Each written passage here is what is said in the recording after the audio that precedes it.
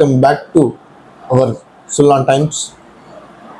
ரொம்ப நாளாக football match பார்க்குறீங்க போல். இப்படி வாங்க, ஒரு சீரீஸ் நடக்குது, T20 சீரீஸு. அதுவும் நம்ம அயர்லாந்து கூட. அதுவும் ஃபஸ்ட் மேட்ச்சை வின் பண்ணியிருக்கோம். இல்லை ஃபஸ்ட் மேட்ச் தோற்றுருக்கோம், படு மோசமாக தோற்றுருக்கோம். 1/1 சொல்கிறேன். மெயினாக என்னென்னா, இதுலேருந்து என்ன தெரியுது, யார் வேணால் என்ன வேணால் யாரை வேணால் பண்ணலாம், எதுலேயும் ஆடக்கூடாது, முக்கியமாக ஆணவத்தில். அதுக்கு இந்த மேட்ச் தான் ஒரு எக்ஸாம்பிள். சரிங்களா? இப்போ இந்த வெற்றியை அடிக்கடிக்கு வினாயே அந்த வெற்றின்னு ஞாபகம் போகுது இல்லையா? இந்த தோல்வியை யாருக்கு சமர்ப்பிக்கணும்னா சூரியகுமாருக்கு. ஏன்னா அவங்களோட ஃபேன்ஸ் எல்லாருமே வந்து ஹாப்பி, பிகாஸ் அவர் இல்லை, அது ஒரு ப்ளஸ் பாயிண்ட் ஆகிடுது அந்த டீமுக்கு மீன்ஸ் ஃபேன்ஸுக்கு. அவர் இல்லாமல் தோத்துடுச்சு, அவர் கேப்டன்ஷிப் இல்லாமல் தோத்துடுச்சு. அது எல்லாமே ஒரு அவங்க ஃபேன்ஸ்க்கு ஒரு சைடில் சூரியகுமார் வேணும் நிறையா கமெண்ட்ஸ், நிறையா அந்த மாதிரி போயிட்டுருக்கு. பட் என்னை பொறுத்த வரைக்கும் சூரியகுமாரே இருந்தாலும் தோற்றுருக்க அதிக வாய்ப்பு. ஏன்னா அந்த டீம் எடுத்ததே ஒரு ஒரு ஒரு ஒரு செலக்டிவான பிளேயர்ஸ் வந்து நமக்கே அந்த T20 ஸ்குவாடு பார்க்கும்போது என்னடா டீம்ன்ற மாதிரி தான் இருந்தது இல்லையா? எல்லாருக்குமே இருந்திருக்கும். ஈச் பிளேயர் 1/1 நான் சொன்னேன்னா நல்லா இருக்காது, நான் சொல்லுவேன், விட மாட்டேன். ஸோ சூரியகுமார் இருந்தாலும் தோற்று தான் இருக்கும். ஸோ அது அவர் எதுவும் பண்ணாச்சுங்க. ஏன்னா பிரசீத் இல்லை நான் ஸ்கோர் கார்டை எடுத்துகிட்டு வரேன். ஸோ வழக்கம் போல் வின் பண்ணி போலிங் எடுத்தாச்சு. அதில் அயர்லாந்து 182 அடித்தாங்க, 9 விக்கெட்டு போயிடுச்சு அவங்களுக்கு. அதெல்லாம் மேட்டர் இல்லை. 182 அது ஒரு ஸ்கோராகவே நான் பார்க்கலங்க. நான் பார்க்கலன்றதை விட யாருமே பார்த்துருக்க மாட்டானுங்க. நீ 200 பிரச்சனை இல்லைடா அப்படின்னு சொல்லிட்டு ஆஃப் பண்ணிட்டு போயிடலாம். நான் ஆன் பண்ணி பார்த்தாலும் தெரியும் கதை எப்படின்ட்டு. 148, அதாவது சோக் பண்ணி வச்சுருக்க, இப்படி பிடிச்சி அமுத்தி படுக்க போட்டாங்க அயர்லாந்து. அதுதான் உண்மை. ஸோ அக்செப்ட் பண்ணி தான் ஆகணும். நம்ம வந்து அதாவது நான் இந்தியாவை குறை சொல்லலை, எப்பயும் சொல்கிறேன், நான் இந்தியாவை குறை சொல்லலை. But Ireland good game, deserved victory. அவங்களுக்கு கிரெடிட் கொடுக்கணும்ல, அது உண்மை தானே? நீங்களும் பார்த்தீங்கன்னா, மேட்ச் பார்த்துருந்தீங்கன்னா உங்களுக்கு தெரிஞ்சிருக்கும். கண்டிப்பாக அயர்லாந்து குட் கிரிக்கெட் விளையாண்டாங்க இந்த மேட்ச், கரெக்டாக. ஸோ அவங்க டீமில் வந்து பெரிய ஒரு ஹையஸ்ட்டு கான்ட்ரிபியூட்னா அந்த டக்கர், 36 balls 50. அவங்க டீமில் அந்த பிளேயர் குவாலிட்டியான பிளேயர். டக்கர் அவரும் நல்ல குவாலிட்டியான பிளேயர். அப்புறம் அஸ்வல் வந்து இருக்காங்க, பட் அவங்க நேம்ஸ் எல்லாமே சொல்லப்படாது மீன்ஸ் நிறைய நம்ம கேள்விப்பட்டிருக்க மாட்டோம். பட் டிலனின்னு சொல்லிட்டு ஒரு 32 balls 49 அடிச்சு வச்சிருக்காரு. ஸோ அந்த டீமுக்கு ஒரு இம்பேக்ட், ஒரு நாக் கிடச்சிருக்கு இல்லையா? ஓவராலாக வந்து 182. எக்கனாமி, நம்ம டீமோட எக்கனாமி பார்ப்போமா? ஹர்ஷித் ராணா எப்படி தப்பிச்சிடறான், நல்லா போட்டுடுறான். அவன் மட்டும் 3 விக்கெட்டு 6 ரன் தான் கொடுத்து வச்சிருக்காங்க எக்கனாமி. ஹர்ஷித் சிங்கும் ஓகே தான், நல்லா 2 விக்கெட்டு 7 தான் எக்கனாமி, 4 ஓவர்.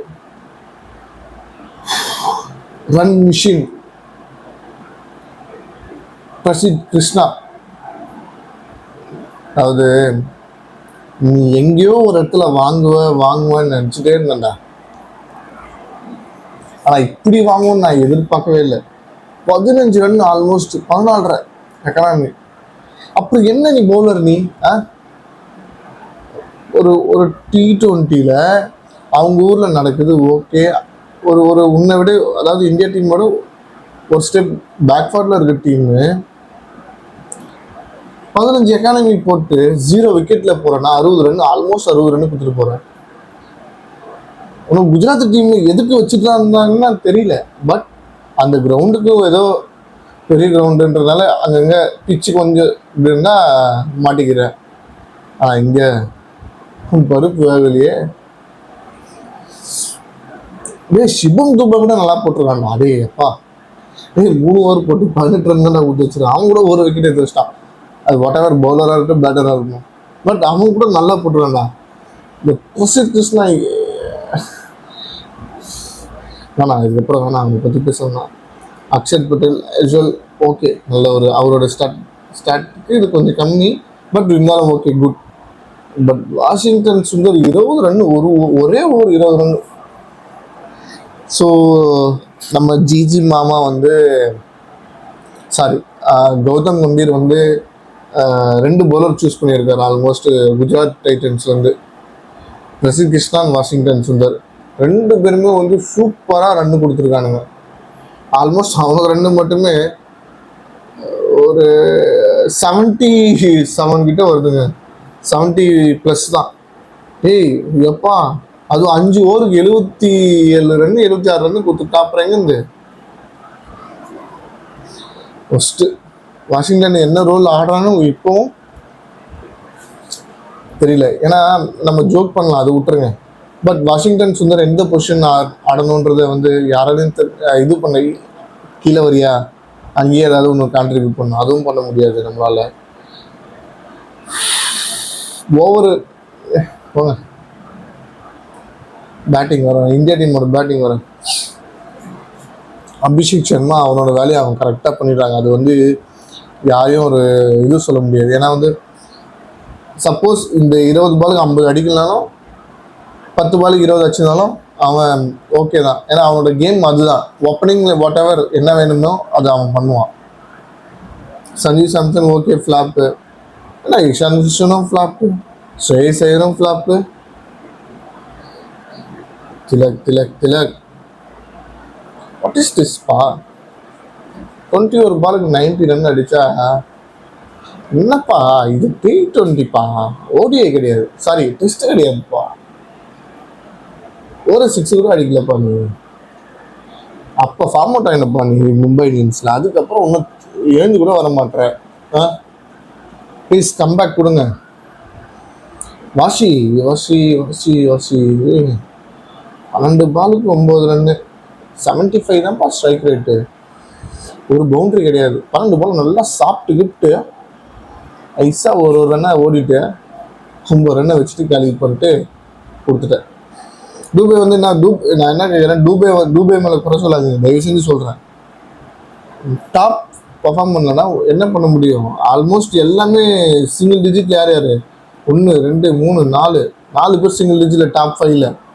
அப்புறம் மிடில் ஆர்டர் வந்து வச்சு ஹிட்டர் மீன்ஸ் ஒரு 7th பிளேயரு 6th பிளேயரை வந்து உனக்கு வந்து கேரி ஆன் பண்ணிட்டு எடுத்து ஃபினிஷ் பண்ணி கொடுக்க முடியும். பட் எல்லா டைமும் எல்லாமே பண்ண முடியாது.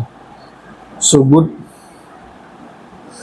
அக்ஷரு அன்பா தடவுற நல்லா டெல்லியிலேருந்து வரப்பா. டெல்லி மயக்கத்துலேயே இன்னும் இருக்கா போல்.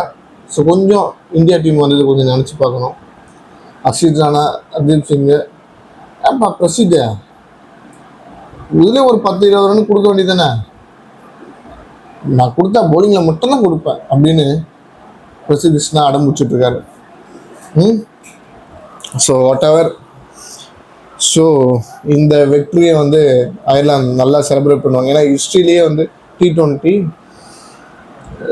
சீரீஸோ சரி வாட் எவர் இது வரைக்கும் அயர்லாந்து இந்தியாவை பீட் பண்ணதே கிடையாது. முதல் முறையாக இந்தியாவை அயர்லாந்தில் வைத்து ஷேக் சார் கேப்டன்சியில்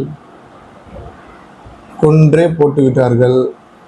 இது ஒரு வரலாறு பதிந்தது அப்படின்னு தான் எடுத்துக்கணும். ஸோ ஹோப்ஃபுல்லி நெக்ஸ்ட் மேட்ச்சு எனக்கு தெரிஞ்சு நெக்ஸ்ட் மேட்ச் எல்லாருமே பார்ப்பானுங்க இதுக்குன்னே. ஏன்னா இந்த மேட்ச் அடி வாங்கினேன் அந்த மாதிரி. ஸோ நெக்ஸ்ட் மேட்ச் எல்லாருமே பாருங்கள், இந்தியாவுக்கு சப்போர்ட் பண்ணுங்கள். பட் இந்தியாவுக்குன்னு சப்போர்ட் பண்ணுங்கள், கிரிக்கெட் சப்போர்ட் பண்ணுங்கள். அயர்லாந்து ஒரு நல்ல டீம், ஓகேங்களா? ஸோ அதுக்கு முன்னாடி வந்து சப்ஸ்கிரைப் பண்ணிக்கோங்க, பெல் பட்டன் அழுத்திக்கோங்க. அப்புறம் என்ன நல்லா இருக்கும் அது எல்லாமே பண்ணிவிடுங்க. தேங்க்யூ.